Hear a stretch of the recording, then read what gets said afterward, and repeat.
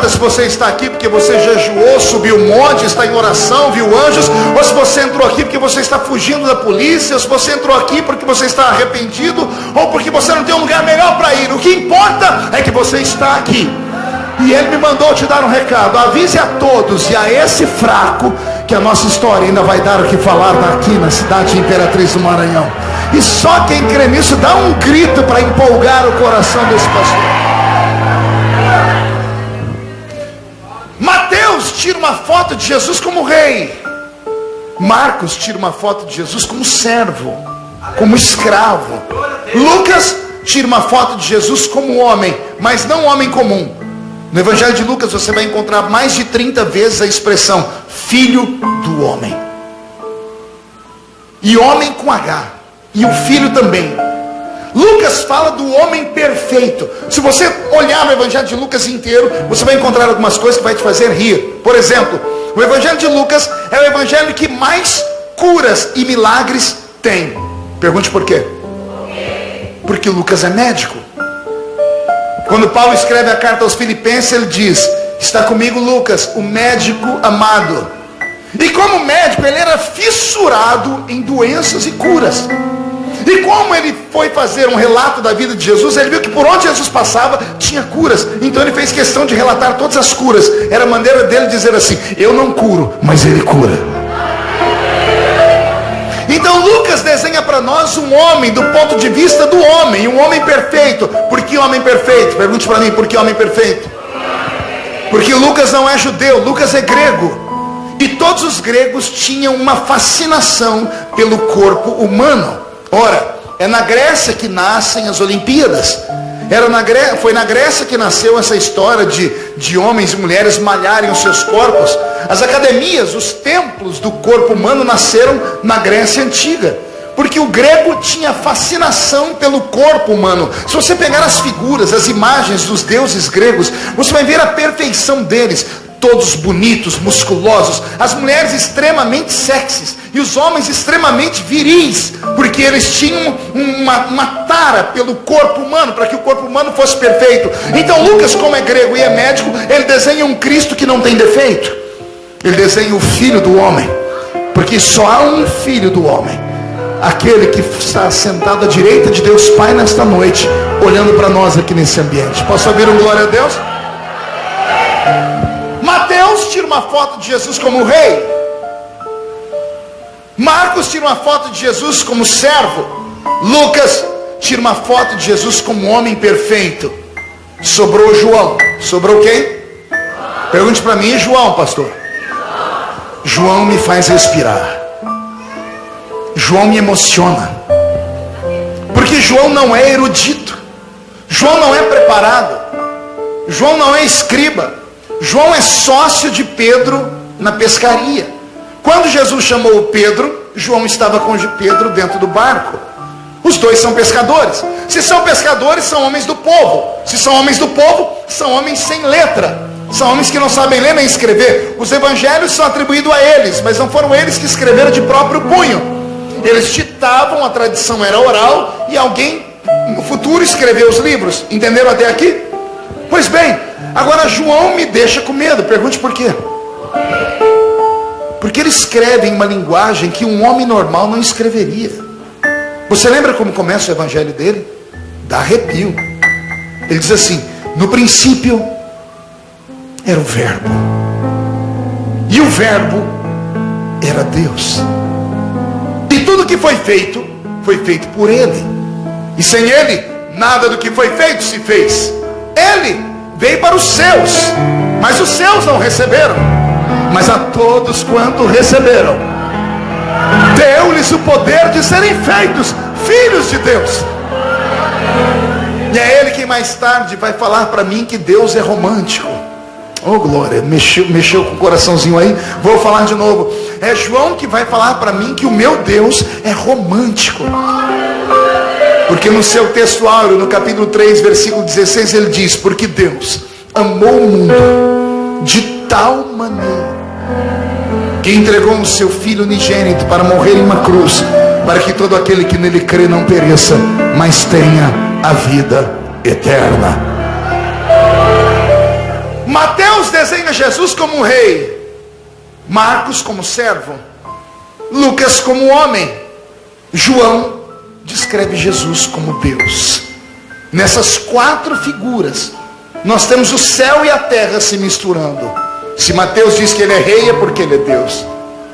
Mas se Marcos diz que ele é servo, é porque ele é homem. Se João diz que ele é Deus, é porque ele é Deus.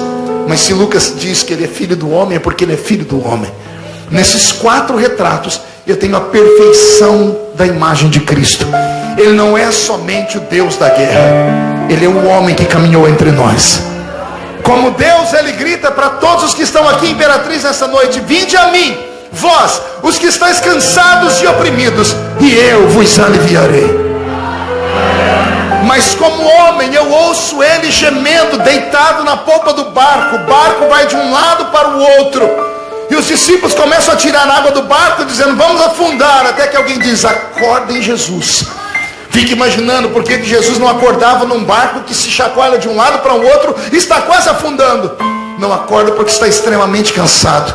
Ou seja, como homem ele ficou cansado, mas como Deus, ele alivia o fardo de todos os que estão cansados.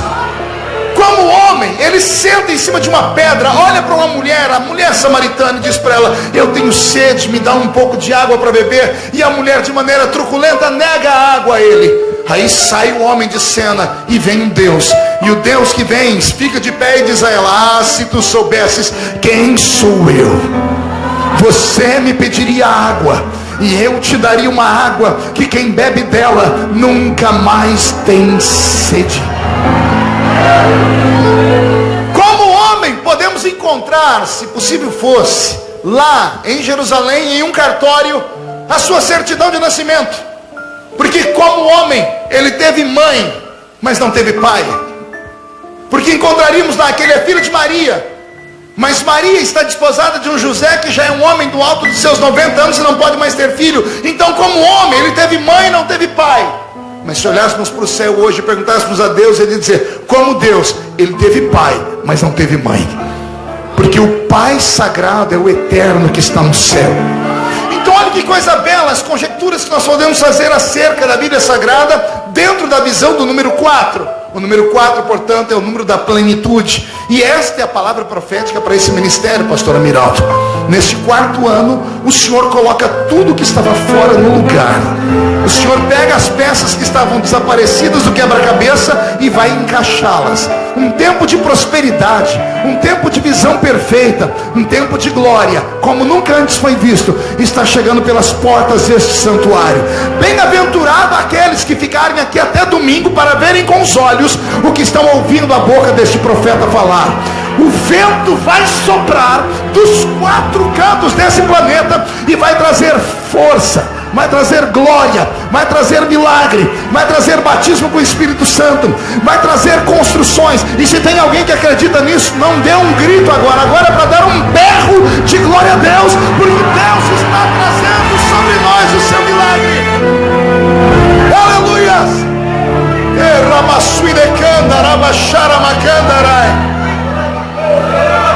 O profeta Ezequiel diz que só é vida se o vento, ou seja, o espírito. A palavra espírito vem do grego ruach. Qual a palavra em grego? Não ouvi. Pergunte o que significa. Ruach significa sopro ou hálito. Quando o Senhor diz ao seu profeta: só vai haver vida nesse vale de ossos secos se o vento soprar, e ele vai soprar da plenitude, então o que está morto ressuscitará. Eu aprendo com Deus aqui que milagres só podem acontecer se o Espírito de Deus resolver se movimentar dentro do ambiente. E eu peço licença para começar a pregar neste momento sobre paracletologia ou pneumatologia, que é a doutrina do Espírito Santo. Prontos para fazer uma viagem comigo? Quem está pronto, diga: eu estou. Então levante a mão, coloque no ombro da pessoa que está do seu lado, agarre ela, por favor, chacoalhe ela até ela ficar irritada e diga: entra comigo nessa carruagem. Diga: só tome cuidado, porque é uma viagem só de ida, para dentro do coração de Deus. Aquele grito de glória a Deus que só vocês sabem fazer.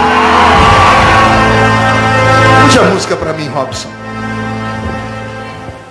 Não há vida fora do Espírito. Quando Deus criou esse nosso belo universo e plantou este planetinha azul no seio deste universo, e deu a este planetinha vidas, e vidas extremamente interessantes. A princípio, vidas marinhas. Pouquinho antes dela, vida vegetal. Depois delas, então, a vida dos répteis. Depois dos répteis, os quadrúpedes. Depois dos quadrúpedes, as aves. E por fim, colocou ele neste mundo a sua obra-prima, que é o ser humano. E o ser humano Deus colocou no mundo em duas etapas. Pergunte como? Não, pergunte quais. Na primeira ele ainda estava se inspirando. E ele fez um rascunho, porque todo grande artista, antes de fazer a sua obra final, ele faz um rascunho. E o rascunho tem nome, pergunte qual? Homem. Aí Deus vem e aperfeiçoa na sua obra-prima. Pergunte qual é o nome da obra-prima? Mulher. E as mulheres não deram nenhum glória a Deus? Vamos falar de novo, vou começar de novo. O artista chamado Yahvé estava pensando no universo. Fez ele tudo que você pode ver. E por último, nos fez. E nos fez em duas etapas.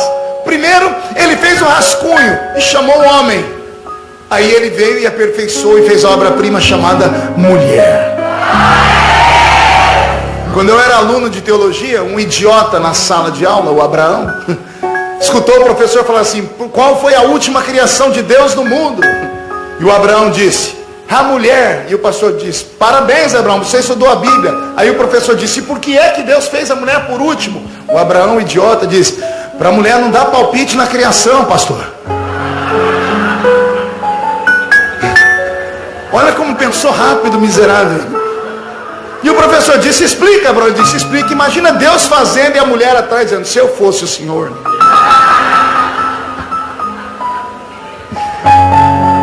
E eu naquela hora não me contive, porque eu fui criado numa casa cheia de mulheres, minha mãe, minhas tias, minhas primas.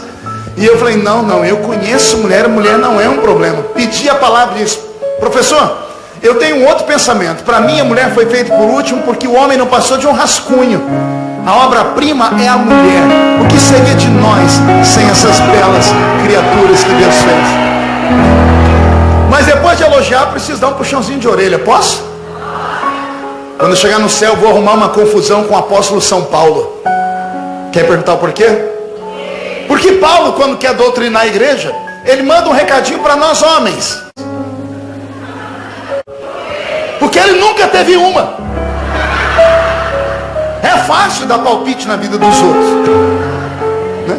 Como é que você vai entender uma criatura? Ai meu Deus, fala ou não fala?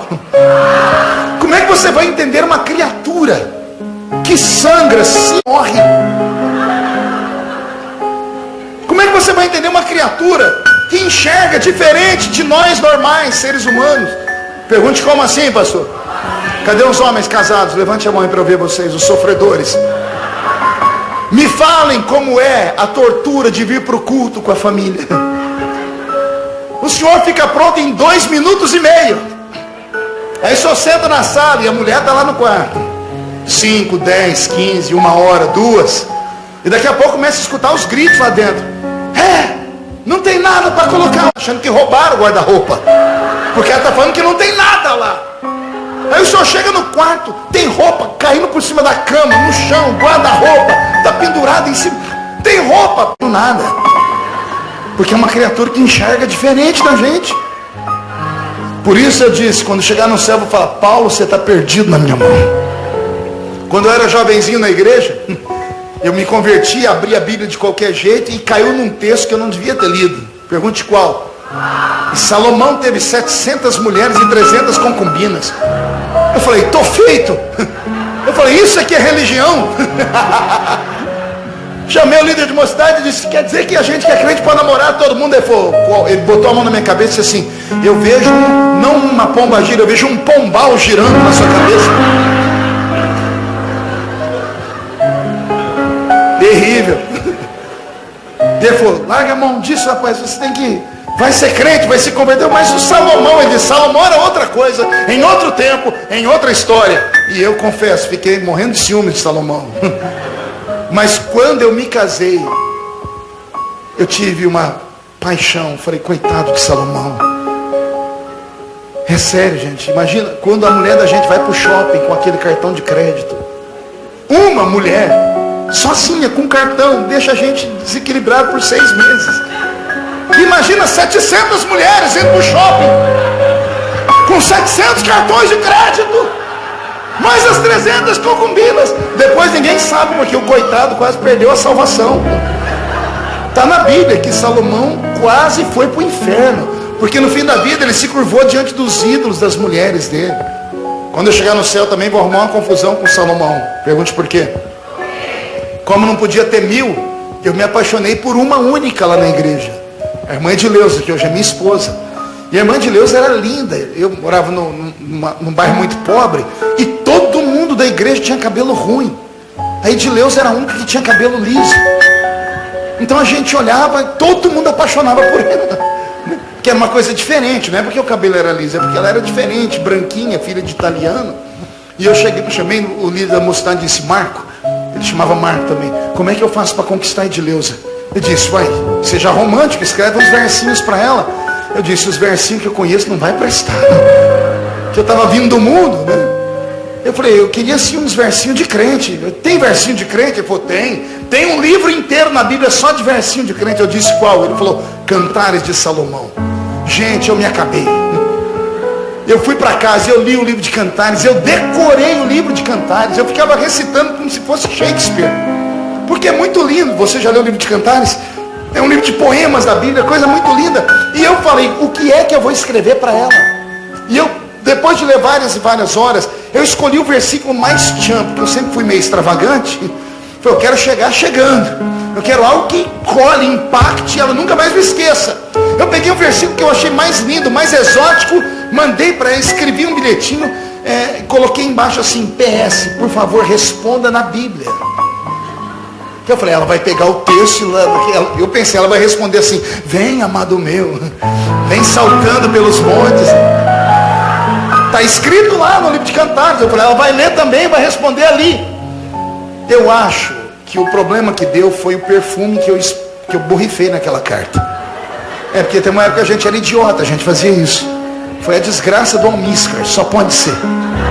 O almíscar é o perfume que o anticristo vai usar na grande tribulação, com os crentes desviados que ficam nessa terra. E paralelo ao almíscar tem a leite de rosa e seiva de alfazema. Deus já te libertou disso? Dá glória a Deus aí. Eu acho, Miraldo, que foi a porcaria do almíscar. Porque eu cheguei na escola dominical, depois da escola dominical fui para o ensaio da mocidade, falei, irmã Edileuza, eu queria dar um bilhetinho para a senhora. Ela pegou, colocou no meio da Bíblia e disse, depois eu vou ler, irmão Marcos. Aquela coisa de crente fiel, né? Uma semana depois eu chego na escola dominical, ela está sentadinha, meu coração saindo pela boca. Quando a gente vai para o ensaio, ela tirou o bilhete e disse, irmão Marcos, aqui está a resposta, conforme o senhor pediu, viu? Eu peguei, corri para o banheiro, fechei a porta, sentei no trono, e antes de abrir eu fiz assim, não tinha cheiro de nada. Eu falei, deve ter esquecido. Aí eu abri e começava assim a cartinha, como o senhor pediu, a resposta vai na Bíblia. Estava escrito, o Senhor te repreenda, Satanás.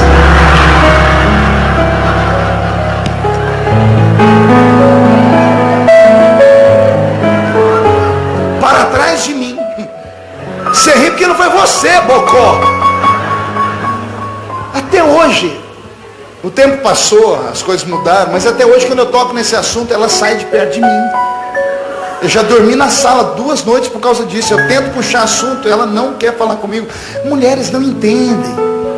Eu já falei, meu amor, mas eu escrevi um versículo tão lindo. Eu escrevi um versículo assim, Salomão falou assim para a Sunamita, tu és mais bela do que as éguas de Faraó.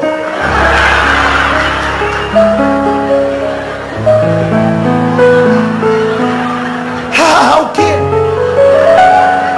Vocês não entendem. As éguas de Faraó não eram éguas normais. Não adianta, não adianta tentar explicar. Mulher não entende nada de romance, de paixão, de amor.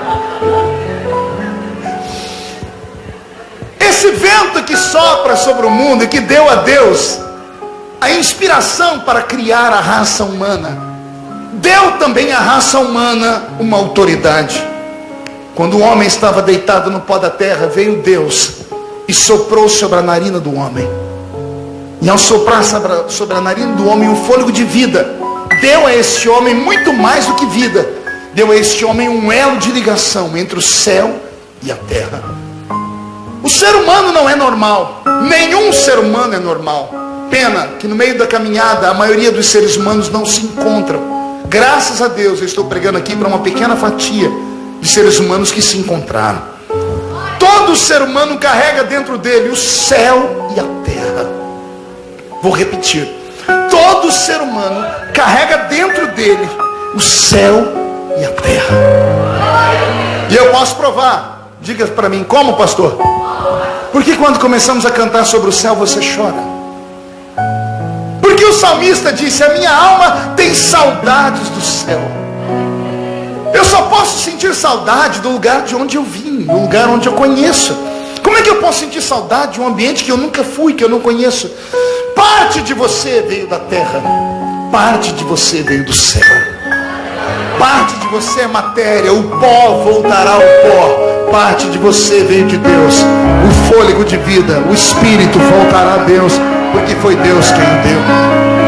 O ser humano é a única raça do mundo que carrega no seu corpo a impressão digital das mãos de Deus. Isso aqui é forte. Você não entendeu? Eu vou desenhar. Eu disse que você é o único ser do universo. Eu não disse da terra, eu disse do universo, que carrega no seu corpo a impressão digital da mão de Deus. Pergunte por quê. Deus, quando criou os anjos assim. Porque anjos são espíritos. E como eu disse agora há pouco, espírito vem do grego ruach, sopro, fôlego. Deus estava sentado no trono permaneceu. Quando ele pensou nos anjos, nos serafins, nos querubins, no arcanjo, e ele os criou assim. Deus criou os anjos, boa parte deles em série. Deus criou os anjos de que forma? Pergunte para mim, como assim, pastor? Em todas as civilizações do mundo, pessoas que tiveram contatos com seres angelicais desenham os anjos de igual forma. Seres altos, com asas nas costas, cabelos brancos e belos. Nas figuras, nos desenhos da época do iluminismo, da renascença, você vai encontrar os desenhos dos anjos. Todos eles parecem ser iguais. É como se Deus tivesse feito uma fábrica no céu de anjos, e os anjos saíram todos iguais. De igual forma, Deus criou os animais da terra. Você vê um cachorro Shih Tzu aqui no Brasil, e você vai nos Estados Unidos da América e encontra um cachorro Shih Tzu. Eles parecem ser gêmeos. Quem já viu o leão aqui? Todos os leões que você viu são idênticos. Elefante, girafa, rato, barata. Todos os seres parecem ter sido feitos em série, como se fossem clones uns dos outros. Por quê? Porque os anjos Deus criou assim. Os animais Deus criou assim. Terra, gere os animais. Mas quando Deus foi fazer a mim e a você, Ele não só soprou, Ele não conversou com a terra. A Bíblia diz que Ele desceu na terra. A Bíblia diz que Deus usou as mãos dele para pegar o barro. Ele pegou o barro nas mãos, senhoras e senhores. O eterno, o Criador do céu e da terra, que criou tudo pela força da sua palavra e pelo poder da sua palavra, sustenta o universo que agora existe, podendo criar o homem apenas com o pensamento, podendo criar o homem apenas com o poder da palavra, não fez. A Bíblia diz que ele desceu na terra, pegou o barro e fez o homem com as suas próprias mãos. Cada vez que Deus amassava o barro, a impressão digital dele ia ficando no barro. É por isso, e somente por isso, que o diabo te odeia. Não entendeu? Vou desenhar. O diabo te odeia porque você foi feito de maneira diferente. Deus não te fez em série. Somos a única raça que cada um de nós foi feito na ponta do lápis do artista supremo. E eu provo. Diga para mim como, pastor? Faz assim para mim. Todo mundo, chinino, murcha a barriga, estufe o peito, leve esse dedo no olho da pessoa. Diga, olha aí. Vai. Diga, vê se você enxerga uns risquinhos aí no meu dedo. Está enxergando? Diga para ele, isso tem nome. Diga, chama-se impressão digital. No mundo presente tem 7 bilhões de seres humanos. Nenhum tem a minha marca. Não entendeu? Vou desenhar. Existem 7 bilhões de seres humanos no mundo e nenhum deles é igual a você. Por quê? Porque Deus gastou tempo quando te fez. Deus, quando te fez a imagem e a sua semelhança, para que você tivesse autoridade sobre essa terra. Você começa a entender por que Deus te fez? Por que a Bíblia Sagrada diz que todo homem e mulher que aceita Jesus precisa nascer de novo? Diga comigo, nascer de novo. Pergunte ao seu irmão, por que nascer de novo? Só uma explicação. Deus poderia ter nos adotado, porque o filho adotado também é filho legítimo, só que ele recebe um apelido, é filho do coração. Deus não te adotou. Quando você aceitou Jesus, Ele te fez nascer de novo. Pergunte por quê?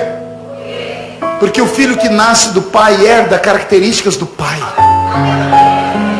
Não entendeu? Desenho. Esse corpinho bonito que está aí do seu lado agora, dê uma olhadinha para ele. Essa criatura perfeita, em forma de um botijão de gás, ou de uma tábua de passar roupa, ou de um lindo violão. Essa compostura, essa composição química, física, recebe um apelido pela ciência, que é um apelido muito poderoso. O apelido ele é definido em uma sigla, DNA, que significa ácido desoxirribonucleico. O sangue de Jesus tem poder. Falar 3 vezes esse nome está batizado com o Espírito Santo. Somos um amontoado de ácido desoxirribonucleico. E tudo que nós temos é herança do pai, da mãe ou da árvore genealógica. O olhinho torto é do papai, o cabelinho ruim é da mamãe, a perna torta é do vovô. Essa melanina na pele sabe Deus de quem é. Você não vê que às vezes um casal de negros tem um filho loiro do olho azul? Isso já deu pano para manga. Mas aí quando vão rascunhar o DNA, encontram que são filhos das pessoas mesmo. Porque há 4, 5, 6 gerações atrás, alguém na família era europeu e branco. Então nós somos informações. Quando Deus te fez nascer de novo, Deus estava dizendo assim: eu não quero que você apenas se pareça comigo, eu quero que você seja um pedaço meu andando pela terra. O diabo, quando te olha, tem inveja de você. Ele te inveja por tudo. Ele te inveja pela sua família, porque ele não tem família mais. O diabo não tem mãe, ele teve um pai por criação, mas esse pai o deserdou, porque ele tentou ser maior do que o próprio pai. Ao cair e pecar, ele perdeu tudo.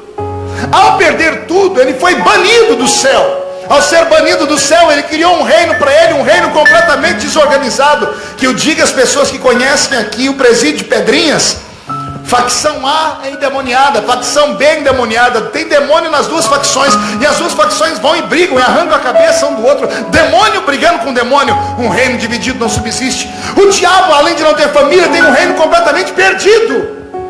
Aí ele olha para mim e para você. Ele vê que nós, aparentemente falando, nós somos inferiores a ele, porque somos de carne e osso. Mas quando ele olha para o céu e vê como Deus nos olha, quando ele vê como Deus te ama, quando ele vê Deus te fazer promessas, quando ele vê Deus trazer um pregador lá do estado de São Paulo, aqui nessa noite, só para te dizer: todas as portas estarão abertas diante de ti antes do dia 31 de dezembro. Quando ele vê Deus trazer um pregador para te falar que o número 4 é o número da plenitude, é o aniversário da igreja, mas o presente é seu, ele se desespera, porque ele sabe que tudo que Deus fala, ele cumpre. Porque passa o céu, passa a terra, mas as palavras que saem da boca do Senhor não podem passar jamais. O que é que nos torna tão diferentes? Pergunte a mim, o que é, pastor? A habilidade que temos de falar com Deus. Como eu disse, o Espírito Santo foi soprado dentro do homem no início do mundo. O homem, como Espírito Santo, recebia Deus no Éden. E Deus falava com o homem cara a cara. Deus falava com o homem cara a cara todos os dias, na virada do dia. À tardezinha ele caminhava pelo Éden. Falava com o homem. Após o pecado, o homem foi se separando de Deus. Chegou um ponto em que Deus olhou para a raça humana e disse: o meu espírito não ficará mais com o homem. Então Deus escolhe a família de Noé para refazer com ele um pacto e destruir a raça humana, porque a raça humana havia cometido pecados horríveis. E termina um ciclo onde o homem e Deus eram amigos. Noé sai de dentro da sua arca e, talvez pela crise existencial, pelo trauma, planta uma vinha, bebe, fica bêbado. Seu filho mais novo ri da sua nudez, e toda a desgraça que tinha antes do dilúvio brota na terra depois do dilúvio. O Espírito de Deus não está mais na terra. Os homens que nascem pós-dilúvio são homens horríveis. Nimrod, o poderoso caçador diante do Senhor, aquele que empreendeu a construção da Torre de Babel, a história diz que ele matou o pai para manter relações sexuais com a mãe. Esta era a raça de homens que se levantaram no Velho Testamento sem a presença do Espírito Santo. Eram homens que só sabiam matar, roubar, casar e dar-se em casamento. A raça humana amaldiçoou o planeta Terra. A terra toda está em dívida com Deus. Deus abandonou a raça humana, a sua própria fé, a sua própria força, a sua própria crise. Mas parece que lá no céu alguém já intercedia por nós. Porque o Deus que abandona a raça humana e tira o Espírito Santo da terra, de repente transforma a terra num laboratório. Transforma a terra no quê? E ele pega alguns seres humanos e transforma em cobaias. Transforma em quê? E ele dá nome a esses seres humanos. Pergunte quais? Reis, sacerdotes e profetas. Porque esses três grupos de homens na terra vão ser cobaias de Deus, porque Deus tirou o Espírito Santo da terra. Agora Deus quer devolver o Espírito Santo. Só que Deus não enche o homem com o Espírito Santo. Deus pega um conta-gotas, vai em cima do profeta e pinga sobre ele um pouquinho do Espírito Santo. E o profeta fica valente e começa a profetizar. Quando ele termina de profetizar, Deus vai lá e tira o Espírito Santo do profeta. E o profeta volta a ser um homem comum. Já leu essas histórias na Bíblia? Você já leu que o profeta Ezequiel, esse do livro que eu li, passou 2 horas na beira do rio Quebar, desse jeito, ó. A Bíblia diz que ele ficou 2 horas com a boca aberta. Pergunte por quê? Ele queria profetizar, mas não tinha inspiração. Por que não tinha inspiração? Porque não tinha o Espírito Santo. O Espírito Santo era derramado para aquela função. Terminava, o Espírito Santo saía. Você já ouviu falar do profeta Eliseu? A Bíblia diz que um dia Eliseu quis profetizar e não tinha inspiração, meu Emiraldo. Sabe o que ele faz? Ele encontra um tocador de adufe e ele manda o tocador: toque um instrumento. E Eliseu se esconde atrás do músico. A música vai subindo e de repente o céu se rasga. Deus debruça na janela do céu para ouvir a música. Eliseu dá um salto de trás do músico, vem para frente e diz assim: Deus, eu quero profetizar. Ele teve que usar um artifício para chamar a atenção de Deus. Todas as pessoas, quando leem histórias da Bíblia, pensam que esses homens eram poderosos. Por exemplo, quem ouve a história de Sansão acha que Sansão era um halterofilista, era uma mistura de Arnold Schwarzenegger com Rambo. Nada disso. Se eu conheço a Bíblia, Sansão era baixinho e gordo. Pergunte por quê? Porque era cachaceiro miserável. Todo homem que bebe, a barriga é desse tamanho. Você vai encontrar ele bebendo lá na cidade de Gaza. Bebeu tanto que desmaiou. Fecharam a cidade. Os filisteus disseram: vamos matar esse homem. Mas o miserável tinha promessa. Oh glória. Pegou aí? Ele é bêbado, desgraçado, mas tem promessa. Não é que o Espírito Santo veio sobre ele bêbado. Ele foi para a porta da cidade, arrancou o portão. Não pense que o portão era como o da sua casa, era o portão de uma cidade. Não era o portão de uma casa, de um cômodo. Era uma cidadela, era um portão maior do que aquela parede de vidro que eu tenho ali na frente. Pelo menos umas 3 toneladas de madeira. A Bíblia diz que ele arrancou o portão, e ao invés de jogar o portão fora ali, ele botou o portão no ombro. E eu fiz questão de pegar a geografia do texto. Ele subiu uma montanha. Ele carregou aquele portão no ombro por 30 quilômetros. E lá no alto da montanha ele jogou o portão. E eu perguntei a Deus, para que tudo isso? Para se mostrar? E Deus disse para mim, não, isso é um recado para vocês. Falei, qual? A porta que eu abro, não tem quem feche ela mais. Pegou aí? Sansão, as pessoas pensam que ele era forte sempre. Não, era só quando Deus pingava sobre ele o Espírito Santo. Pingava, ele ficava forte. Terminava, o Senhor tirava. O Velho Testamento inteiro é um grande laboratório. Deus não queria dar o Espírito Santo mais ao homem. Pergunte por quê? Porque o homem não merece ele. O homem não merece ser amigo do Espírito Santo.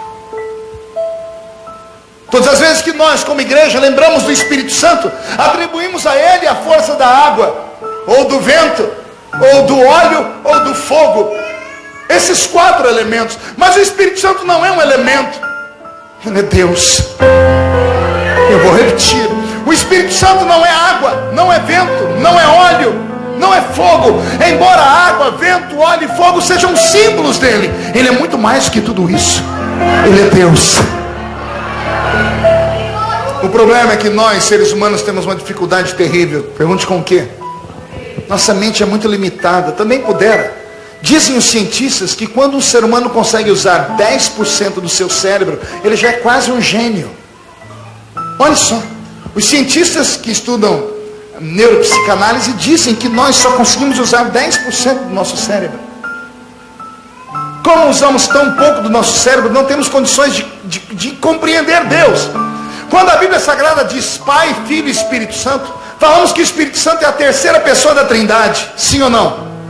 Então olha a mensagem subliminar que vai para o nosso espírito. Se ele é a terceira pessoa, ele é o último da fila.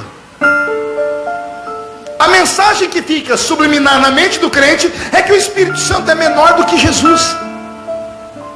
É que o Espírito Santo é menor do que o Pai.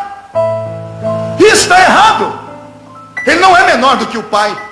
Tampouco é maior do que o Filho. Porque os 3 são um. A Trindade não tem como ser entendida com a mente. A Trindade só pode ser entendida com a fé e com o coração. Talvez por ele ser a terceira pessoa da Trindade, ignoramos a presença dele numa reunião como essa. Posso ser sincero a vocês? Eu, quando entrei por aquela porta, imaginei ele lá na porta. Porque esta é a casa dele. E todos que entraram aqui passaram pela porta. Quando você passou, ele te olhou. E ele suspirou. Ele olhou para o céu e, como uma criança ansiosa, apertou as 2 mãozinhas, olhou e disse: quem sabe é hoje. Quem sabe é hoje que ela ou ele vão voltar a me buscar. Vão voltar a acreditar em quem eu sou, no que eu sou capaz de fazer. Você não vive buscando um empresário? Ele pode ser o seu empresário. O Espírito Santo pode ser o seu músico. O Espírito Santo pode ser o seu professor. O Espírito Santo pode ser aquilo que está faltando na sua vida para te dar aquela alavancada, aquele upgrade que você precisa. Mas ele só pode atuar na sua vida, primeiro, se você acreditar que ele existe. Segundo, se você der a ele o valor que ele merece. O Espírito Santo está aqui. E mais, a Bíblia diz que vós sois templo do Espírito Santo. Calma aí. Se eu sou templo do Espírito Santo, se você é templo do Espírito Santo, significa que ele mora dentro de nós. Sim ou não? Então vou fazer uma pergunta: o Espírito Santo está dentro de você? Vou perguntar de novo: o Espírito Santo está dentro de você? Então, com todo respeito, como é que alguém que tem o Espírito Santo consegue ficar o culto inteiro com essa cara feia, parecendo que foi batizado num pote de vinagre? Como é que alguém que tem o Espírito Santo pode entrar aqui com esse ombro murcho, caído, com pena de si mesmo, pedindo a morte, dizendo, não, eu quero entrar na caverna e morrer, porque viver não vale a pena? Como é que alguém que tem o Espírito Santo consegue passar o culto inteiro olhando para o pregador com esse olho seco, parecendo olho de sapo que morreu no dia de enchente? Pior, como é que um crente pentecostal que tem o Espírito Santo dentro dele passa o culto inteiro com essa boca travada, essa boca de aço, essa língua de ferro, esse queixo de concreto? Se você tem o Espírito Santo, deixa ele agir, dê lugar a ele.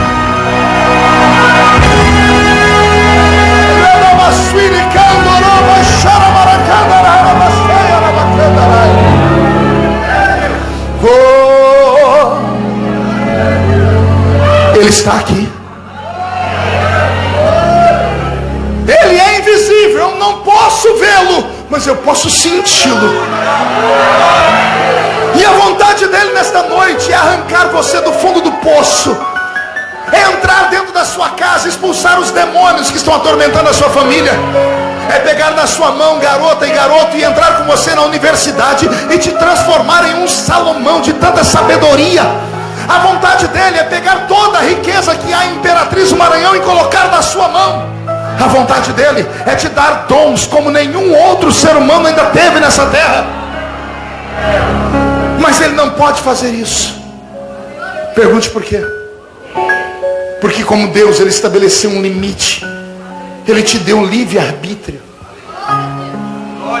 O que significa, pastor? Significa que ele só pode atuar na sua vida se você deixar, se você quiser. E ele só pode ir até onde você deixar. O homem moderno do século 21 não acredita em mais nada. Ele acredita na força do seu braço, acredita na força da sua consciência, ou da força do seu dinheiro. Se pudéssemos voltar no tempo a 40, 50, 60 anos atrás e colocássemos aqui um velho crente para contar os testemunhos dele, você ouviria ele dizer como era a vitória dele. Na ausência de hospitais e médicos, Jesus curava. Delegacia de crente, há 30 anos atrás, quando eu me converti, tinha outro nome. Chamava-se Círculo de Oração. Não entendeu, né? Vou falar de novo. A delegacia do crente chamava-se Círculo de Oração. A gente, quando tinha uma causa, ia lá no Círculo de Oração com um bilhetinho e falava para aquelas mulheres de coquezinho na cabeça e 2 dentes na boca, o zagueiro e o atacante, e dizia para elas: vocês podem orar para Jesus me dar vitória. E as mulheres entravam no mistério, iam para os seus quartos de guerra, subiam a montanha, oravam, até que do nada o milagre acontecia. Eu tenho aqui um pensamento que queria compartilhar com vocês. Eu penso que o Deus do deserto era mais Deus do que o Deus de Canaã.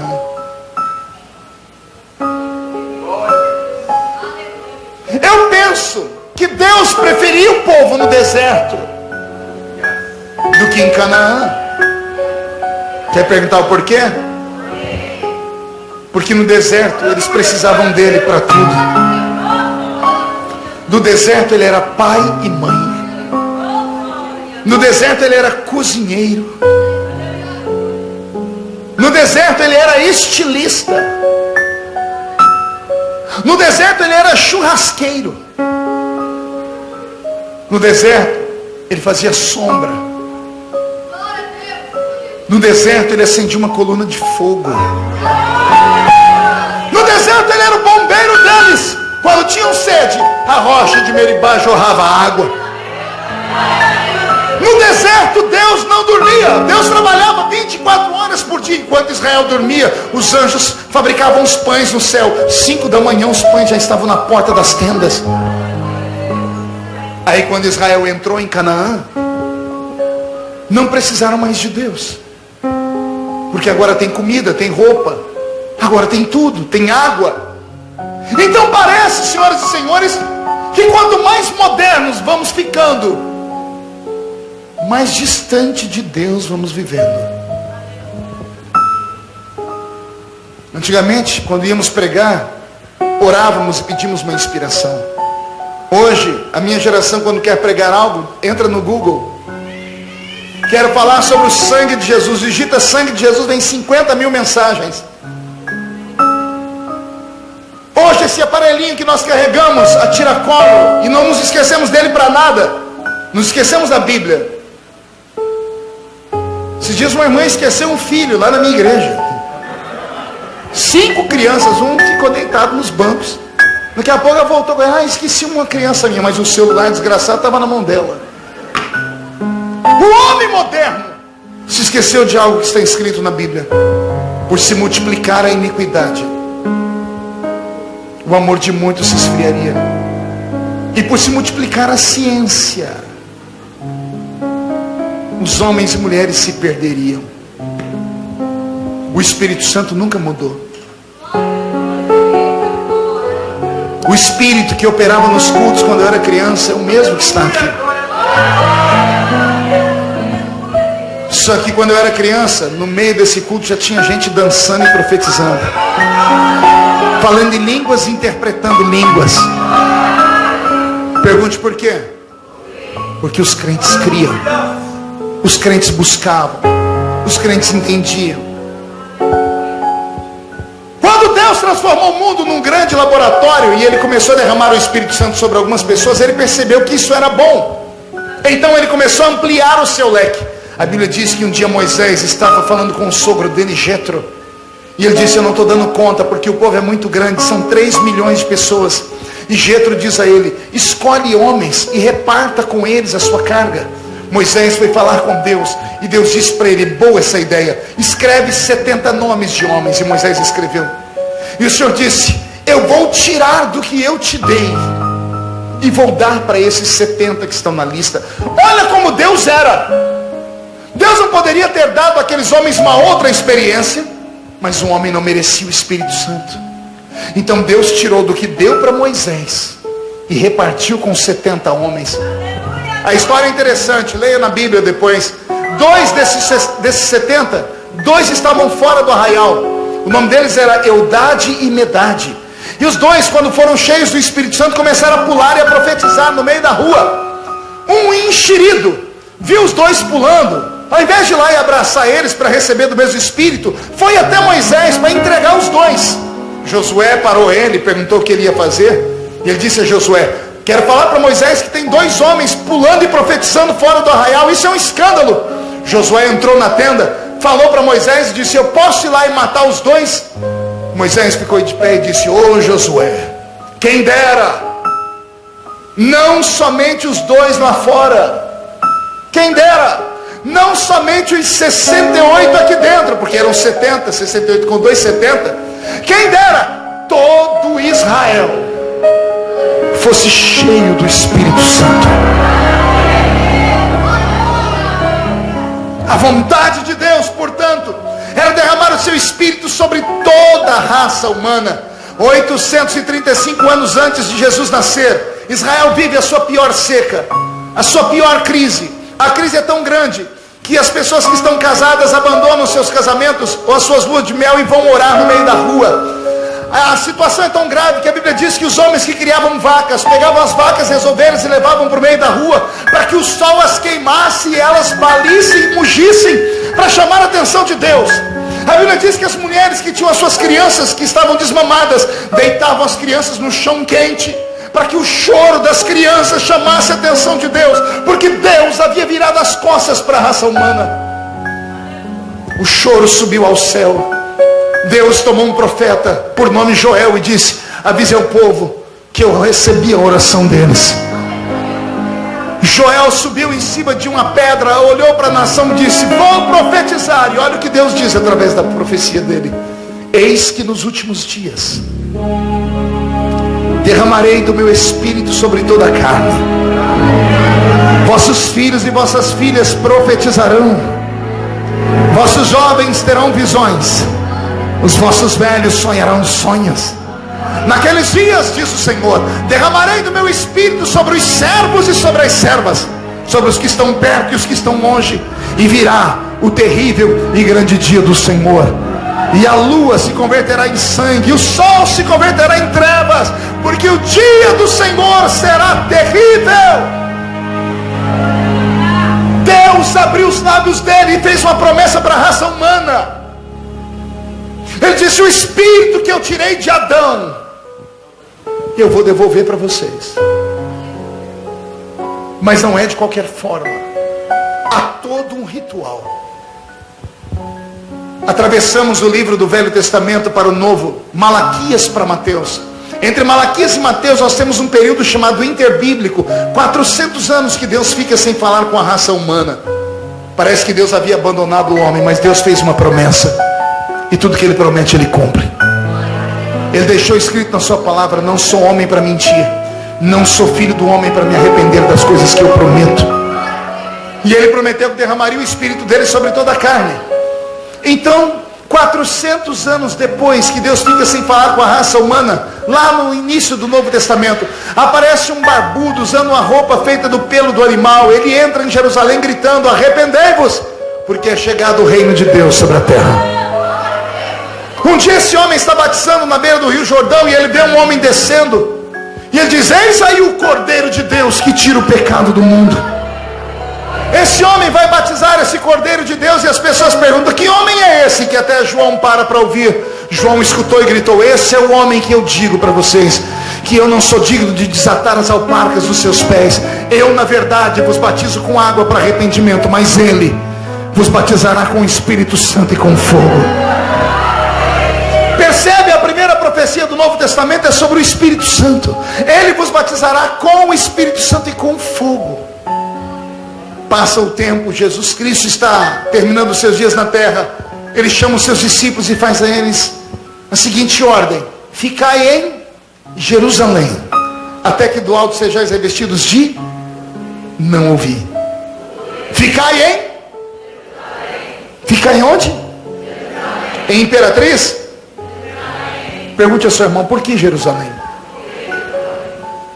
Olhe para mim que eu vou te falar. Jerusalém no seu tempo não era uma terra muito querida. Era desejada, mas não querida. 27 vezes destruída por guerras. Fica perto de lugar nenhum, longe de tudo.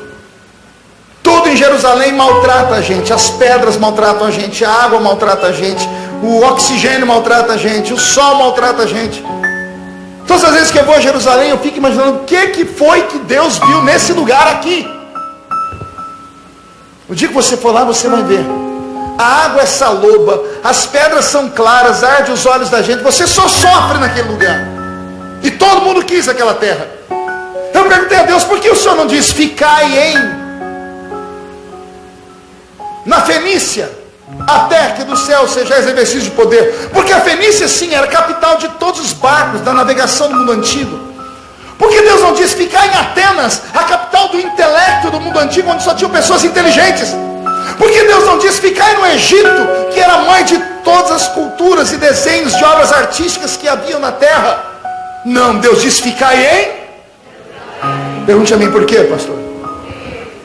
Jerusalém tem um significado. A palavra Jerusalém significa habitação da paz. Aqui está o segredo. O Espírito Santo só desce onde tem paz. Ele não pode descer sobre a sua vida. Seu coração parece Bagdá. Ele não pode descer na sua casa. Sua casa parece Beirute. Ele não pode descer sobre a sua terra, porque a sua terra parece a Síria. Guerra, pancadaria, palavrões, xingamentos, músicas mundanas, coisas horríveis. Por isso o Espírito Santo tem se afastado de nós. Quer ver ele voltar? Santifique a tua casa. Encontrar uma salinha pequena, uma casinha apertada. Cenáculo significa sala, não era igreja, não era uma sinagoga, não era um santuário. Era um lugar isolado, uma sala de uma casa que alguém emprestou para eles orarem. Enquanto Jerusalém estava em festa, quase 120 crentes estavam ajoelhados orando. E eles não oraram 10 minutos, não oraram uma hora, não oraram um dia. Foram 10 dias de oração. Quantos dias de oração, igreja? Não ouvi. Olha para o seu irmão e diga: você oraria 10 dias sem parar? Foi por isso que aquela igreja recebeu ele. 10 dias depois, o Espírito Santo desceu. Eu fiz uma pergunta a Deus, pergunte qual? Por que o Espírito Santo não desceu imediatamente? Se Jesus foi, ele disse: eu vou para o Pai e vos enviarei um outro Consolador. Por que ele não fez isso imediatamente? Pergunte ao seu irmão: por que você acha que aconteceu? Pergunte para mim: o que aconteceu, pastor? Preste bastante atenção, e eu encerro aqui. Quando Jesus entrou no salão onde Deus está, depois de 33 anos e meio sem ver o Pai, dar um beijo na face adorada do Criador, matar a saudade, o Pai deve ter apontado o trono, dito para ele: sente, porque o trono é seu, todo poder te é dado no céu e na terra. Podendo tomar o trono, Jesus não faz. Eu penso que Jesus em pé estava e em pé ficou por 10 dias. Pergunte: fazendo o quê? Intercedendo por nós. Pergunte como? Dizendo assim: Pai, eles não podem ficar sozinhos lá embaixo. O Senhor passou o Velho Testamento inteiro com eles. Dispensação da inocência, consciência, governo humano, era patriarcal e lei. De Gênesis a Malaquias, 39 livros do Velho Testamento, 4.000 anos de história. Deus Pai esteve na terra. Abrimos o Novo Testamento, 33 anos e meio, Deus Filho esteve na terra. Agora por 10 dias a terra fica vazia. Nem Deus Pai, nem Deus Filho, nem Deus Espírito Santo. A terra não é destruída nesses 10 dias, porque os crentes estão numa salinha orando. Porque a oração da igreja sustenta o mundo. A igreja é o sal da terra, a igreja é a luz do mundo.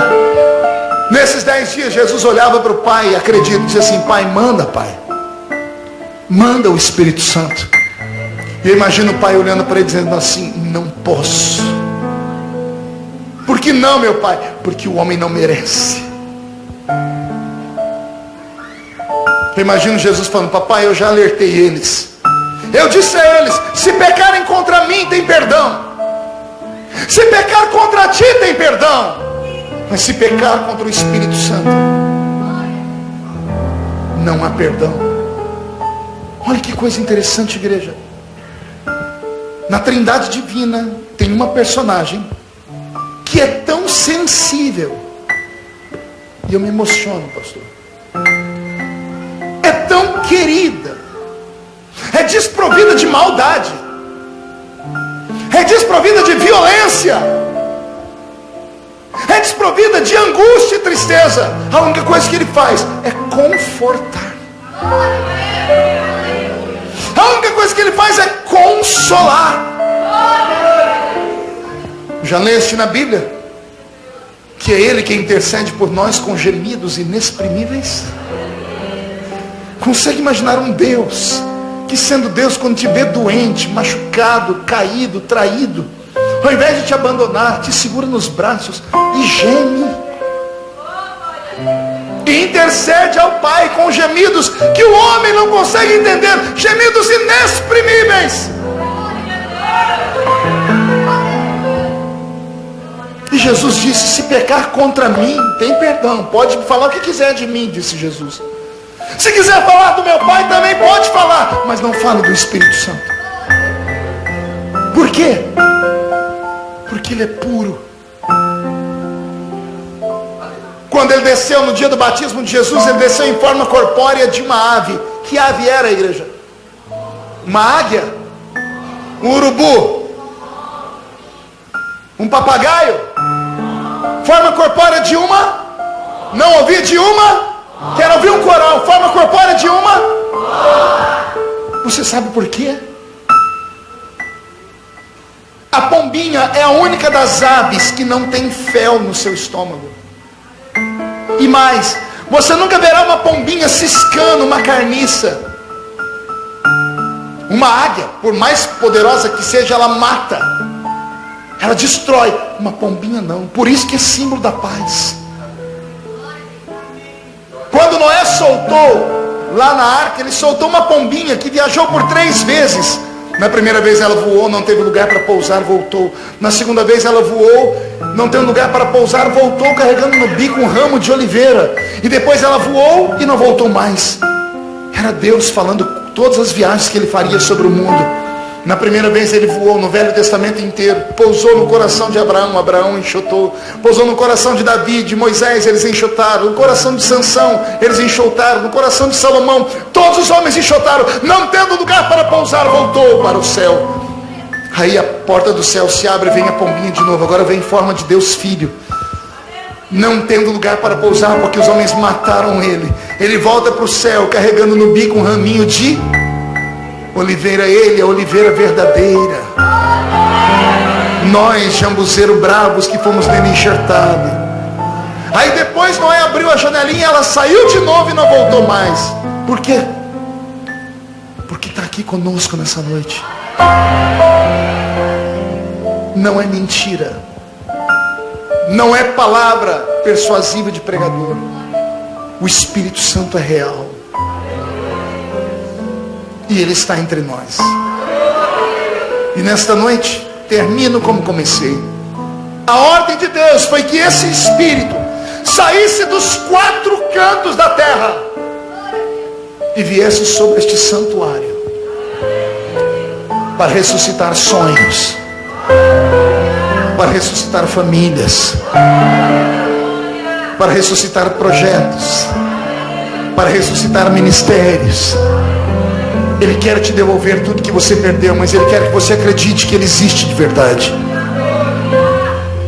Houve um tempo na terra, e eu encerro aqui, em que a igreja não fazia nada sem antes perguntar para Ele. Já leu o livro de Atos dos Apóstolos? Deveria se chamar Atos do Espírito Santo. Você vai ver o Espírito Santo em cada capítulo agindo de uma forma. Os crentes não compravam e não vendiam sem perguntar ao Espírito Santo antes. Não se separava um obreiro da igreja porque ele era dizimista fiel ou porque ele era importante. Orava-se a noite toda e ouvia uma voz dele dizendo: apartai para mim Barnabé e Saulo para a obra que eu os tenho chamado, dizia o Espírito Santo. Eu sempre faço uma pergunta que ninguém consegue me responder. Por que no Novo Testamento, no livro de Atos, todas as vezes que o Espírito Santo descia, ele descia sobre todos? Ele não escolhia meia dúzia. Atos capítulo 2, estavam todos reunidos no mesmo lugar. De repente veio do céu um som como de um barulho forte e impetuoso que encheu toda a casa onde estavam sentados.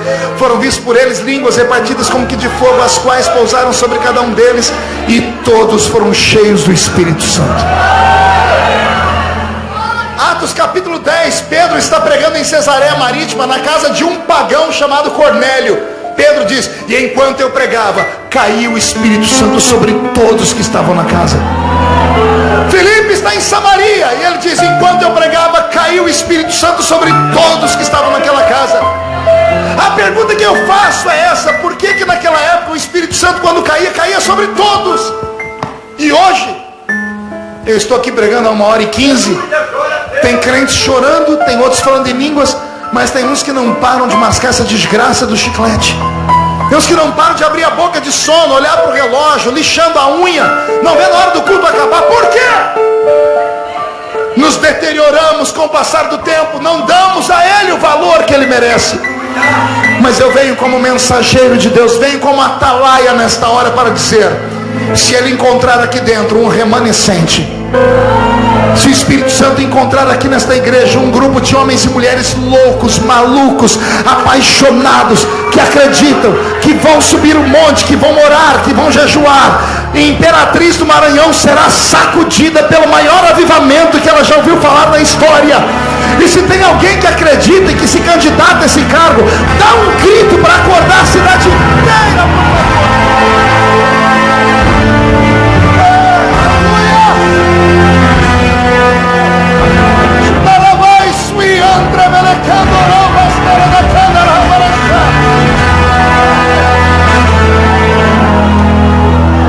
Olhe para mim, já estou encerrando. verdade. Os crentes que amam a história da igreja, que são leitores assíduos de livros, que acompanham alguns ministérios antigos, que já leram o livro Heróis da Fé, que têm coragem de entrar pela internet e procurar os profetas que viveram antes de nós. Se você ler biografias de homens e mulheres que eu as li e conheci, você vai se encantar e chorar. Todo ano eu prego numa ilha nos Estados Unidos da América chamada Ilha de Martha's Vineyard. Fica em Massachusetts, na Nova Inglaterra. É a ilha de John Wesley. Alguém já ouviu falar de John Wesley? Pai do metodismo. John Wesley, o maior pregador americano que já pisou o mundo. John Wesley, que arrastou para aquela ilha no inverno 10 mil homens e mulheres para orarem e jejuarem por 3 dias para Deus dar o livramento nos Estados Unidos da América. Eu estava em Londres, na cidade onde ele nasceu, e fui na casa dele. Quando você entra na casa dele, que virou um museu do lado de uma catedral onde a rainha frequenta, você vai ver lá um ditame ditado pela rainha da Inglaterra, contemporânea sua. Ela disse assim: eu tenho mais medo de John Wesley ajoelhado no chão orando do que o exército da França inteiro armado até os dentes. Olha o que a rainha da Inglaterra diz: eu tenho mais medo dos joelhos desse homem do que de um exército armado. Aí eu fui na casa dele porque eu queria conhecer o gigante e chorei. Pergunte por quê. Ele tinha 1,5 metro de altura. Tem uma roupa dentro de um baú não, um armário de vidro, tipo uma cristaleira, que era a roupa dele. O sapato dele no Brasil seria 33. A mão dele era a mão de uma criança. Quando ouvimos falar de John Wesley, pensamos no gigante. Era um homem de 1,5 metro de altura, que promoveu o maior avivamento do seu tempo. Tem o santuário de Wesley naquela ilha. Todo ano que eu vou lá, eu sento no santuário só para ficar quieto uns minutinhos. É o ar livre, o corpo se arrepia. Wesley foi embora, mas o espírito que operava nele ainda está no mundo.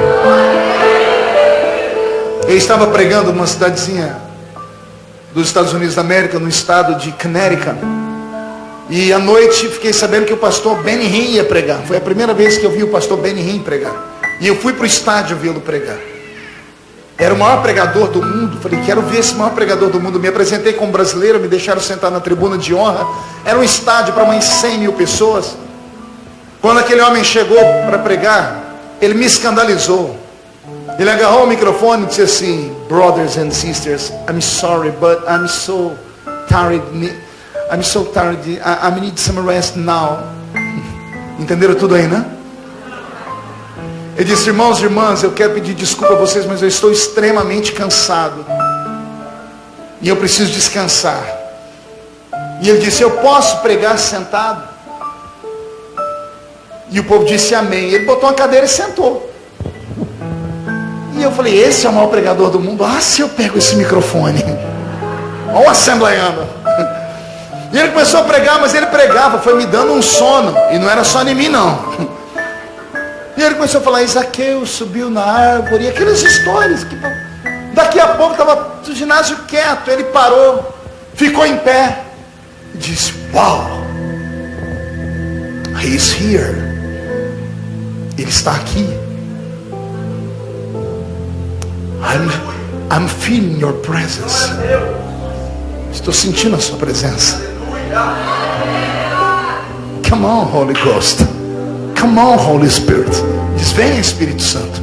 Vem. O tecladista dele começou a tocar. Ele colocou uma mão aqui, Emeraldo, e a outra assim.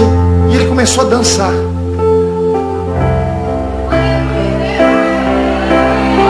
Sozinho. O ginásio todo foi ficando de pé sem ele mandar. Veio uma energia, um arrepio, como que está aqui na minha nuca agora. Foi tomando conta daquele lugar. Ele parou nessa posição. Naquela época, ele estava sendo perseguido porque ele soprava. Ele foi proibido de soprar nos Estados Unidos da América. Então ele estendeu uma mão para o ginásio e a outra mão para o púlpito. Aqui tinha, só o coral tinha 300 vozes e mais 500 pastores sentados. Ele estendeu as mãos e fez assim: Holy Spirit, touch the people now. Espírito Santo, toque o povo agora. Não ficou um em pé. Quando eu olhei, eu estava caído no chão. Eu levantei correndo, envergonhado, porque eu sou assembleiano. Fiquei em pé, as pernas bambearam, eu caí para o chão de novo.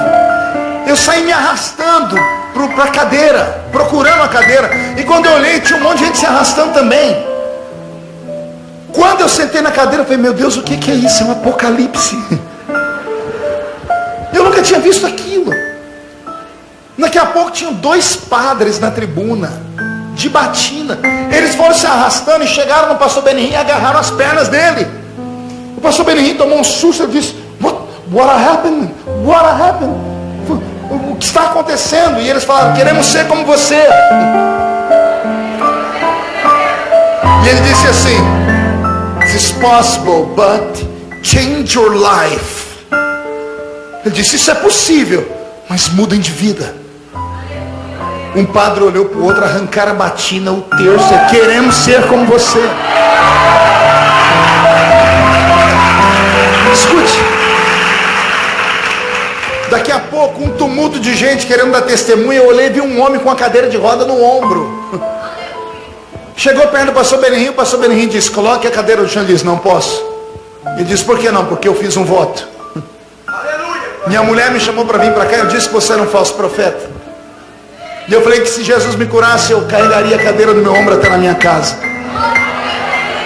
Você estava pregando e eu estava dormindo, porque você prega ruim demais. Eu falei: opa, não sou só eu que achei. E aí eu dormi. E eu acordei quando você disse: touch the people. Toque o povo. Porque alguém pegou minha perna e me puxou, que eu caí da cadeira. E eu levantei bravo: quem me derrubou da cadeira? Quando eu vi, estava em pé, curado.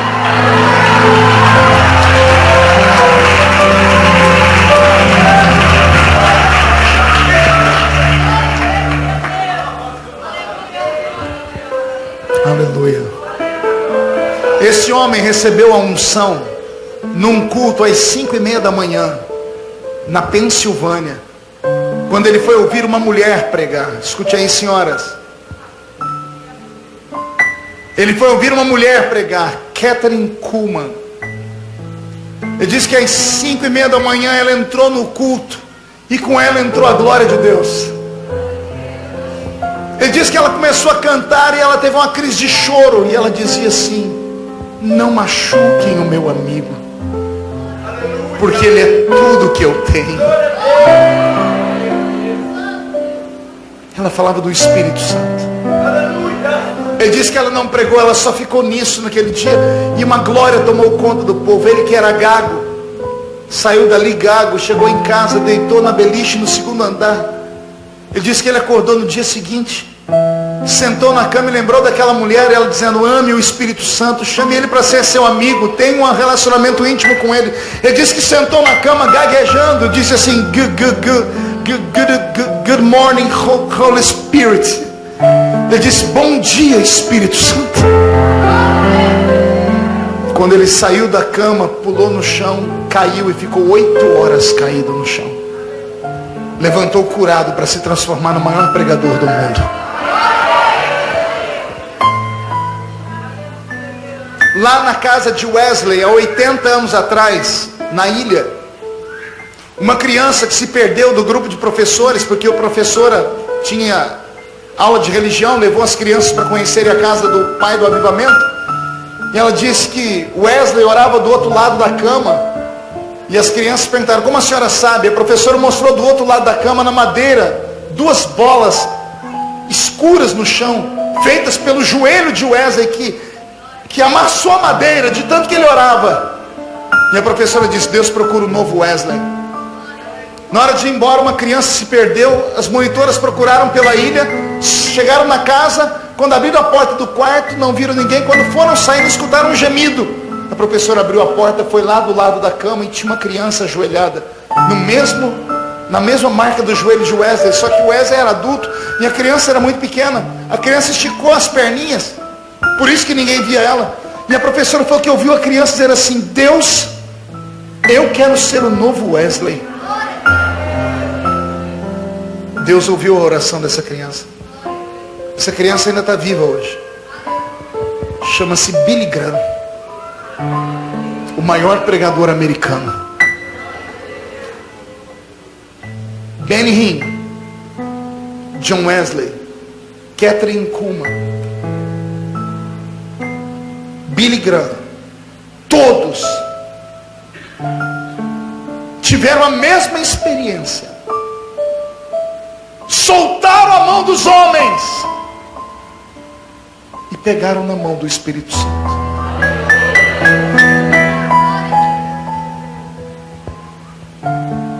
Quando Jesus me chamou, a minha igreja tinha passado por uma violência, um escândalo. Eu moro numa cidade de 37 mil habitantes. Imagine isso há 30 anos atrás, quase. 30 não. Esse ano eu faço 25 anos atrás. 25 anos de casado, gente, calma. Há 25 anos atrás, o pastor da igreja tinha tocado nas finanças. O músico da igreja, que era o mais querido de todos, foi preso, porque a cidade tinha um tarado, e a polícia prendeu o tarado que se exibia nu. E o tarado era membro da nossa igreja, era o músico da igreja. A cidade onde eu moro só tinha 2 grandes fábricas. Então, as fábricas sustentavam a cidade. Quase todos os homens trabalhavam na metalúrgica Orlândia. E um dos metalúrgicos era pai de uma menina de 10 anos na nossa igreja. E a menina contou um dia para o pai, para a mãe, que ele abusava dela desde os 8 anos. Foi preso. Tudo em uma semana. Uma igreja de 400 membros, ficamos com 15. Eu era diácono nessa época. A gente ia fechar a igreja. Mas aí o campo de Ribeirão Preto mandou um pastor novo assumir o templo. E chegou um pastor Valdivino. Ele tinha vindo do Nordeste. É um matuto, um homem simples, falava errado. Ele fez uma reunião com os diáconos. Ele disse: eu cheguei muito cansado de viagem. Quem de vocês é o pregador? E todo mundo apontou para mim. Ele falou: prepara para você pregar hoje à noite. Eu disse: pastor, não vou pregar não. Ele falou: por que não? A igreja está vazia. Dá vergonha falar que a gente é membro dessa igreja, pastor. O escândalo da cidade inteira sabe o que aconteceu com a nossa igreja. É ruim pregar aqui. Ele olhou para mim sério, apontou o dedo no meu nariz e disse: você é um homem, ou você é um saquinho de pipoca? Eu nunca tinha ouvido essa expressão. Eu falei: sou homem. Ele disse: prova. Vem pregar hoje à noite. Mostra que você é pregador de verdade, que não tem medo de nada. E eu voltei para minha casa com raiva. Era umas 4:30 da tarde. Eu entrei em casa, eu morava numa casinha de 3 cômodos. Eu falei para minha esposa: entra no quarto e se tranca. Ela falou: o que foi? Eu vou brigar com Deus aqui nessa sala. Eu tinha um toca-fita desse tamanho. Coloquei uma fita do Vitorino Silva cantando. Dobrei meu joelho. Encostei minha testa no encosto do sofá. A minha oração não durou 5 minutos. Eu falei: Deus, eu nunca subi ao púlpito sozinho, mas hoje eu preciso de uma experiência nova. Vem comigo. E do encosto do sofá saiu um vento que bateu na minha testa e me jogou para trás. Eu caí debaixo da mesinha de centro da sala. Eu fiquei encurvado, meu corpo tremia. Eu não conseguia abrir os olhos, porque eu fui olhar para cima, uma luz clara, forte, como se fosse fogo, chegava a queimar minhas pálpebras. Eu pensei que estava morrendo. Eu disse: Deus, não me mata. E do meio da luz saiu uma voz dizendo: não é a morte. Hoje eu te dou um ministério de fogo. Onde você for, a minha glória vai. E onde você não for, a sua história vai. Porque eu levantarei um exército com fome e sede da minha presença. Para mim era 5 minutos. Quando eu fui voltando em mim, Miraldo, tinha passado mais de 40 minutos. Eu bati a porta do quarto e aí quem conta é a minha esposa. Ela disse que eu não estava normal. Eu não vi tomar banho, eu não me vi me trocar. Eu não me vi para a igreja. Os irmãos relatam que eu na porta da igreja ficava com o braço estendido, chorando e conversando sozinho. Eu não me lembro de nada disso. Eles disseram que eu estava abraçado com uma pessoa. Só podia ser o Espírito Santo. Naquele dia, todos os crentes que estavam afastados vieram, porque a cidade pequena, a notícia esparramou, vieram para ver o novo pastor. O pastor, quando me deu a palavra, eu li João 3:8. O vento sopra onde quer. Ouves a sua voz, não sabes de onde vem, nem para onde vai. Assim é todo aquele que é nascido do Espírito. Começou a cair gente da porta da igreja até no altar. O culto acabou, era 2 da manhã. Com curas, batismo com o Espírito Santo. Nós tínhamos uma congregação num outro bairro. O pastor disse, quarta-feira o Marco vai estar pregando lá. E eu nem sabia o que fazer. Quarta-feira a igreja entupiu de gente. Eu fui e li o mesmo texto. Aconteceu a mesma coisa. Eu não pregava. Eu li o texto e Deus tomava conta do povo. Foi assim que nasceu o ministério que Jesus me deu. Hoje, eu tenho bagagem, porque estudei. Hoje eu conheço a Bíblia, mas naquele tempo, eu só tinha experiência. E eu confesso a vocês, às vezes sinto falta da experiência. Porque a letra vazia mata, mas o Espírito vivifica. Incline a sua cabeça. Ele está aqui.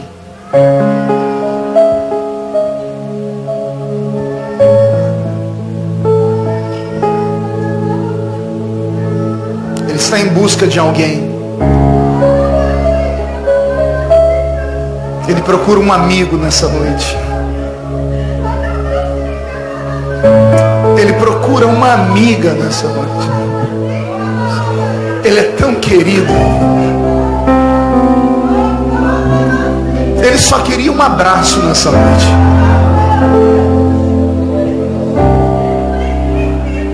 Ele só queria encontrar alguém que o convidasse para caminhar pelas ruas de Imperatriz, para entrar dentro da sua casa. O Espírito Santo está te procurando nessa noite.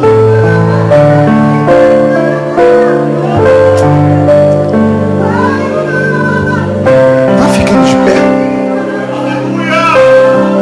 Cheira uma suri de câmara.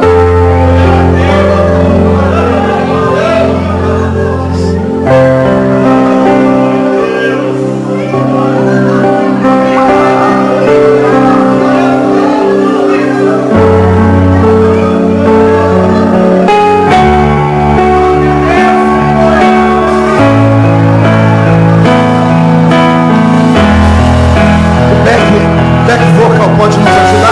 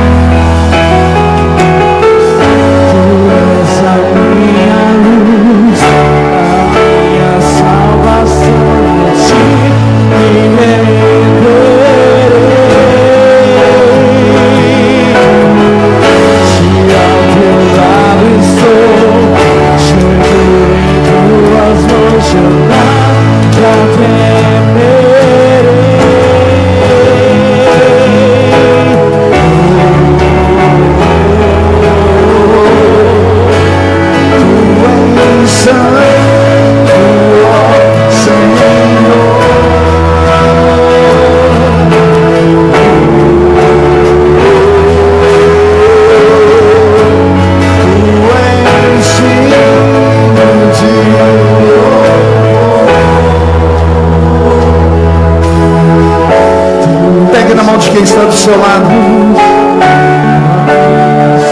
E as cantoras vão me ajudar aqui ou não? Conhece esse louvor? Conhece? Vamos cantar.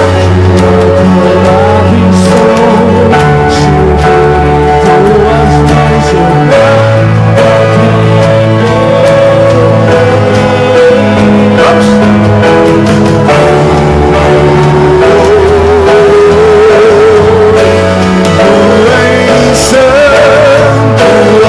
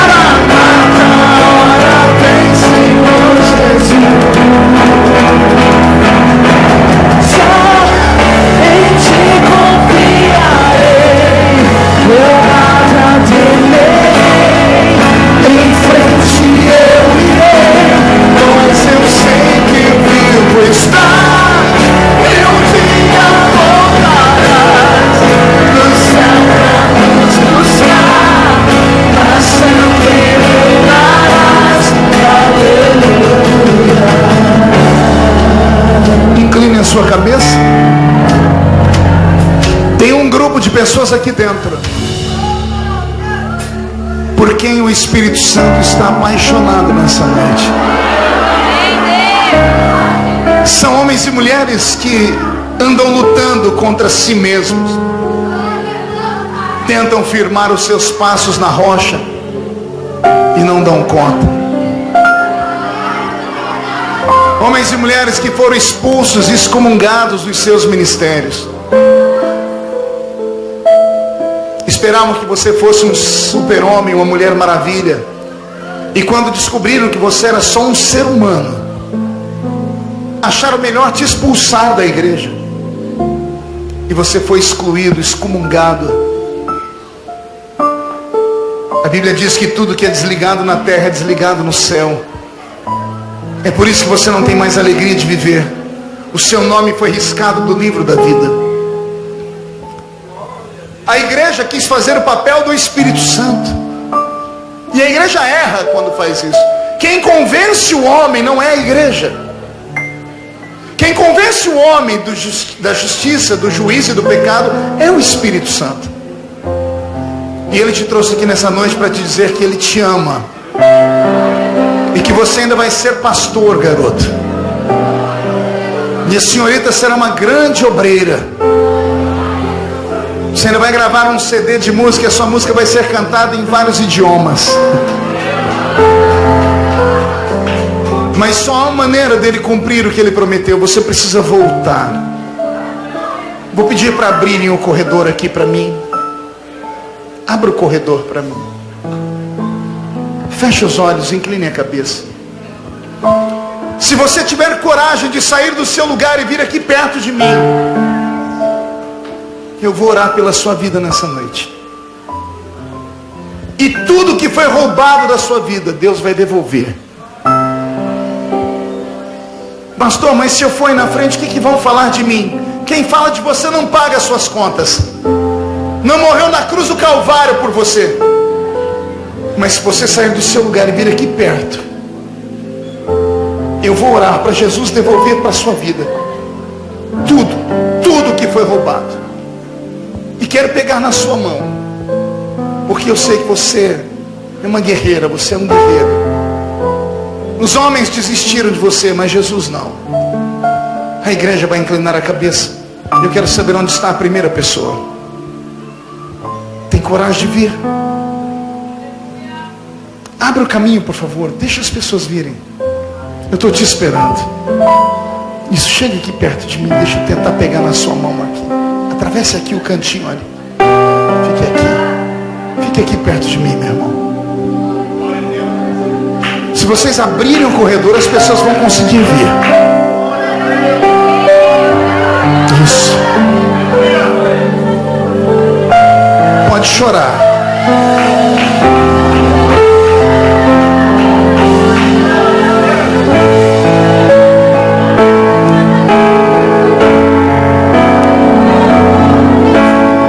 Vem chorando mesmo.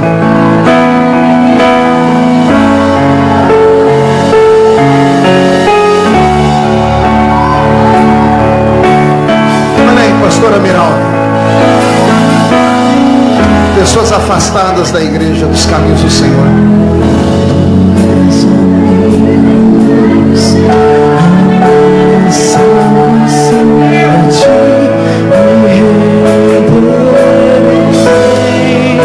Mas alguém vai vir.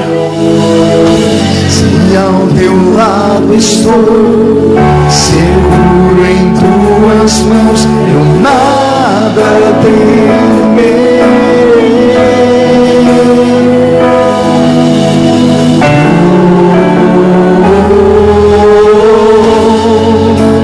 Tu és santo, ó Senhor.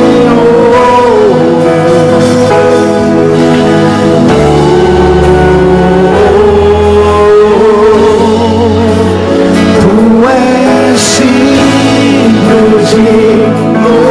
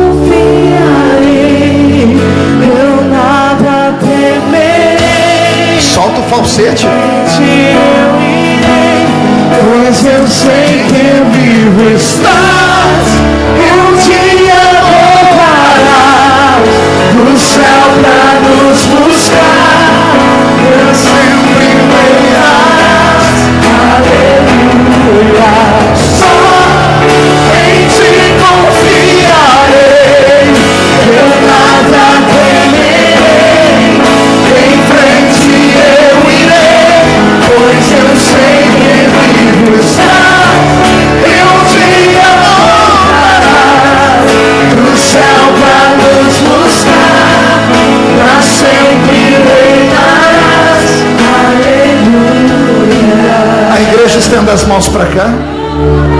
Você que está voltando, coloque a mão no coração. Quando terminar de orar, eu quero que esse grupo da igreja aqui venha e invada, dê um abraço, um beijo neles. A igreja está em silêncio, mas o céu está fazendo festa. Pai, eu me atrevo a te chamar de Pai, porque ninguém entende o ser humano como o Senhor entende. Às vezes o nosso coração é como lixo, meu Deus.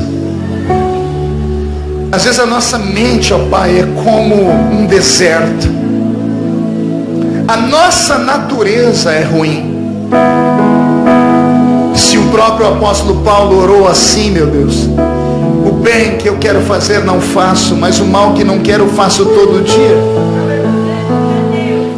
Ele que era um homem santo, imagine nós.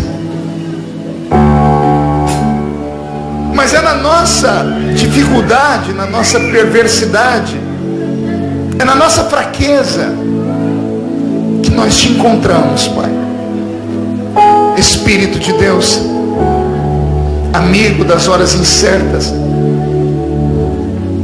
eu te convido a caminhar no meio deles, a limpar os corações, a expulsar as coisas ruins, a mandar embora os outros espíritos, porque a casa está ficando limpa.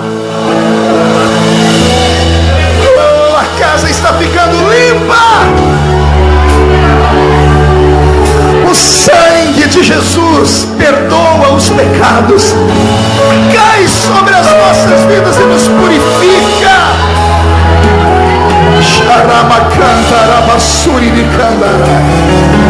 E eu profetizo que o nome deles está sendo escrito no livro da vida, e que quando esse culto terminar, eles voltarão para casa escoltados pelos anjos. Eles vão voltar nos próximos 3 dias para a festa, porque serão 4 dias de muita glória a partir de hoje. Como o número 4 é o número da plenitude, haverá uma plenitude de glória sobre eles. Profetizo a salvação, a libertação, o milagre, a proteção, a saúde, a prosperidade, em nome do Pai, em nome do Filho, em nome do Espírito Santo. E a igreja diz amém. Quem pode dar um abraço neles aqui? Vai, Rod. Só em ti confiarei, eu nada temerei, em frente eu irei, pois eu sei que vivo estás, e um dia voltarás do céu pra nos buscar, pra sempre reinarás, aleluia. Só em ti confiarei, eu nada temerei, em frente eu irei, pois eu sei que vivo estás, e um dia voltarás do céu pra nos buscar, pra sempre reinarás. Toda a igreja, mão direita erguida ao céu. Diga comigo, em nome de Jesus: todos os demônios que lutaram contra a minha vida, contra a minha comunhão, contra o meu amigo Espírito Santo, contra os dons, contra a sensibilidade, eu ordeno, venha para a palma da minha mão, feche a sua mão, conto até 3, você joga no chão e pisa em cima. E aí você abraça umas 3 pessoas e diz para eles: Maranata, ora vem Senhor Jesus. Sabia que essa oração não é da igreja? Essa é a oração do Espírito Santo. Lá em Apocalipse diz: a noiva e o Espírito dizem vem. Maranata, ou Maranatá, ora vem Senhor Jesus. Você nunca mais será o mesmo. 1,5, sua família vai sentir orgulho de você de novo. 2, Essa igreja vai crescer a 100 por 1 depois do 4º ano. 2,5. Imperatriz do Maranhão será conhecida como a capital do avivamento do Espírito Santo. 3. Jogue no chão, pise em cima. Abrace 3 pessoas. Maranata, hora vem, Senhor Jesus. Vem Jesus, vem Jesus. Maranata, hora vem, Senhor Jesus. Sobe de novo. Vem Jesus, vem Jesus. Maranata, hora vem, Senhor Jesus. Ai, vem Jesus, vem Jesus. Maranata, hora vem, Senhor Jesus. Só em ti confiarei, eu nada temerei, em frente eu irei, pois eu sei que vivo estás, e um dia voltarás do céu pra nos buscar, pra sempre reinarás. Aleluia. Quem pode aplaudir e gritar? Quem pode aplaudir, gritar e dar um pulo pra cima? Sai da frente, Satanás! Estamos em guerra!